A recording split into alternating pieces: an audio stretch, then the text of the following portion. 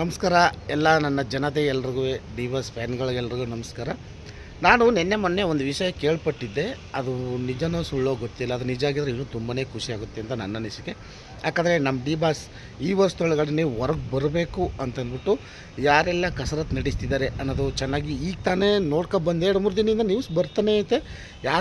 ಯಾರಿದ್ದಾರೋ ಇಲ್ವೋ ಗೊತ್ತಿಲ್ಲ ಅವ್ರ ಹಿಂದೆ ಅಂತ ಹೇಳ್ತಾಯಿದ್ರು.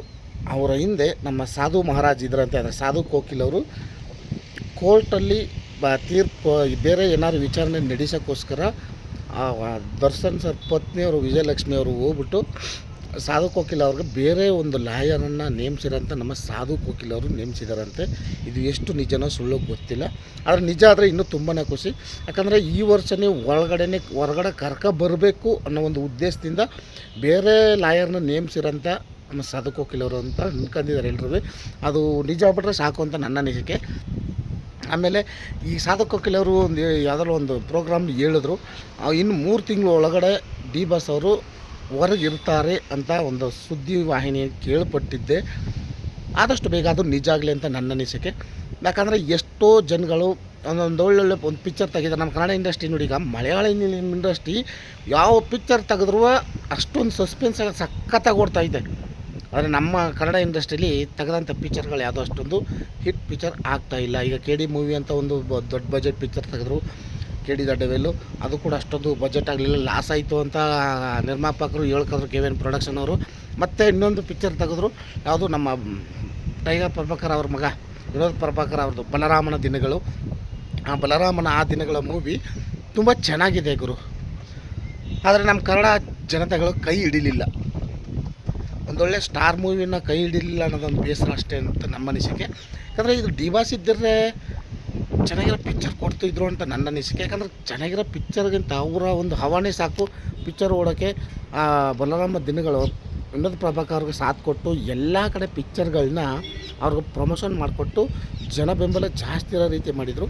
ಈ ಬಲರಾಮನ ದಿನ ವಿನೋದ್ ಪ್ರಭಾಕರ್ ಅವ್ರದ್ದು ಮಾದೇವ ಪಿಕ್ಚರು ಸಖತ್ತಾಗಿ ಓಡಿತು, ಒಂದು blockbuster super hit movie ಆಗಿತ್ತು. ಮತ್ತು ಈ ಬಲರಾಮನ ದಿನಗಳು ಮೂವಿ ಚೆನ್ನಾಗಿದ್ದರೂ ಕೂಡ ಎಲ್ಲೆಲ್ಲೋ ಜನ ನೋಡದೆ ಬೇರೆ ಒಂದು ತಮಿಳು ಪಿಕ್ಚರ್ಗಳನ್ನ ನೋಡಿ. ಬಲರಾಮನ ದಿನಗಳು ಪಿಕ್ಚರು ಮೂವಿ ಇದ್ದಾಗ ಒಂದು ಸಮಂತದೊಂದು ತೆಲುಗು ಮೂವಿ ಬಂತು, ಮಾ ಇಂಟಿ ಬಂಗಾರಮ್ ಅನ್ನೋ ಒಂದು ಮೂವಿ ಬಂತು.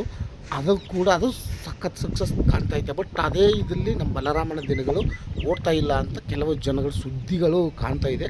ಅದು ಎಷ್ಟರ ಮಟ್ಟಿಗೆ ಸರಿ ಅಂತ ನಮಗಂತೂ ಗೊತ್ತಿಲ್ಲ.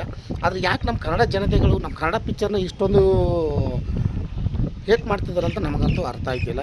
ಈಗ ನಮ್ಮ ಜನ ಪಿಕ್ಚರ್ ತೆಗಿತಿರೋದೇ ಸರಿ ಇಲ್ವೋ ಇಲ್ಲ ನಾವು ನೋಡ್ತಿರೋ ರೀತಿ ಸರಿ ಇಲ್ವೋ ಅಂತ ನನಗಂತೂ ಅರ್ಥ ಆಯ್ತಿಲ್ಲ. ಯಾಕಂದ್ರೆ ಮಲಯಾಳಂ ಇಂಡಸ್ಟ್ರಿ ಕೇಳಲೇಬೇಡ, ಸಖತ್ತಾಗಿ ನಡೀತೈತೆ.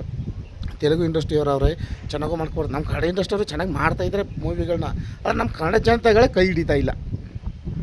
ಇವನ್ನೆಲ್ಲ ನೋಡ್ತಿದ್ರೆ ಒಂದೊಳ್ಳೆ ಮೂವಿ ಬರಬೇಕು ಅಂತಾರೆ, ನಮ್ಮ ಡಿ ಬಾಸ್ ಹೊರಗೆ ಬರಲೇಬೇಕು ಅಂತ ನನ್ನ ಅನಿಸಿಕೆ ಅನ್ನಿಸ್ತೈತೆ.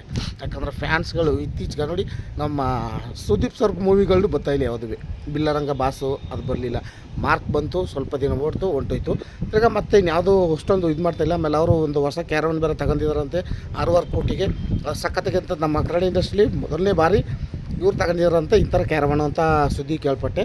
ಅವರು ಕೂಡ ಬಿಲ್ಲರಂಗ ಬಾಸ್ ಈಗ ಶೂಟಿಂಗ್ ಸ್ಟಾರ್ಟ್ ಮಾಡಿದಾರಂತೆ. ಇನ್ನು ಮುಗಿಯೋಗಂಟ ಅದೇನೋ ಜರ್ಸನ್ಸ್ ಅವ್ರು ಹೊರಗಡೆ ಬಂದುಬಿಡ್ತಾರೆ ಅನ್ಸುತ್ತೆ. Billaranga boss picture movie shooting ಮುಗಿಯೋ ತನಕ ಈ ಥರ ಒಂದು ಕಾರಣ. ಆಮೇಲೆ ನೆನ್ನೆ ತಾನೇ ಟ್ರೈಲರ್ ರಿಲೀಸ್ ಆಯಿತು, Ramayana movie trailer release. Trailer ಮಾತ್ರ ಅದ್ಭುತವಾಗಿ ಅದ ಗುರು, ಸಖತ್ತಾಗದ ಟ್ರೈಲರು. ರಾಮಾಯಣ ಮೂವಿ ಟ್ರೈಲರ್ ನೋಡಿದೆ, ಅದ್ಭುತವಾದ ಪಿಕ್ಚರ್. ಈ 3ನೇ ತಾರೀಕು ಪಿಕ್ಚರ್ ರಿಲೀಸ್ ಆಯಿತು. ನೋಡಿ, ನಮ್ಮ ಕನ್ನಡ ಚಿತ್ರಗಳನ್ನು ಬೆಳೆಸಿ ಚಿತ್ರಮಂದಿರದಲ್ಲಿ ಹೋಗ್ಬಿಟ್ಟು ನೀವು ತೆಲುಗು ತಮಿಳು ಮಲಯಾಳಂ ಕೂತ್ಕೊಂತ ನಮ್ಮ ಕನ್ನಡ ಚಿತ್ರ ನಂಗೆ ಹೆಂಗೆ ಬೆಳೆಯೋದು? ನಾನು ಕೂಡ ಹೋಗಿ ನೋಡ್ತೀನಿ ಅಪ್ಪ. ಬಲರಾಮ ಆ ದಿನಗಳು ಮೂವಿ ಸೂಪರಾಗೈತೆ. ಏನು ಗುರು ಆ್ಯಕ್ಟಿಂಗು, ಪ್ರಭಾಕರ್ ಅವರು ವಿನೋದ್ ಪ್ರಭಾಕರ್ ಅವ್ರ ಆ್ಯಕ್ಟಿಂಗು ಸಖತ್ತಾಗೈತೆ. ಯಪ್ಪ, ಇಂಥ ಮೂವಿಗಳನ್ನೆಲ್ಲ ಬಿಟ್ಬಿಟ್ಟು ನೀವು ಎಂತೆಂಥ ಮೂವಿಗಳನ್ನೆಲ್ಲ ನೋಡ್ತಿದ್ದೀರಿ. ಇರಲಿ, ನೋಡೋಣ. ನಮ್ಮ ಡಿ ಬಾಸ್ ಆದಷ್ಟು ಬೇಗ ಹೊರಗೆ ಬರಲಿ ಅನ್ನೋದೊಂದು ನಮ್ಮ ಖುಷಿ. ಬರಲೇಬೇಕು ಅನ್ನೋದೊಂದು ಆಸೆ ಇದೆ. ಹೆಂಗೆ ಅನಿಸುತ್ತೆ ನೋಡೋಣ. ಅವ್ರು ಬಂದಮೇಲೆ ಪಿಕ್ಚರ್ ತೆಗಿತಾರ ಇಲ್ವಾ? ಆದಷ್ಟು ಬೇಗ ಸಾಧು ಕೋಕಿಲ್ ಅವರು ಈ ಮಾತು ನಿಜ ಆಗಲಿ, ಒಳ್ಳೇದಾದ್ರೆ ಸಾಕು. ಆದಷ್ಟು ಬೇಗ ಅವರು ಡಿ ಬಾಸ್ ಅವರು ಹೊರಗಡೆ ಬಂದರೆ ಸಾಕು ಅಂತ ಕೇಳ್ಕೊತಿದ್ದೀನಿ. ಜೈ ಡಿ ಬಾಸ್.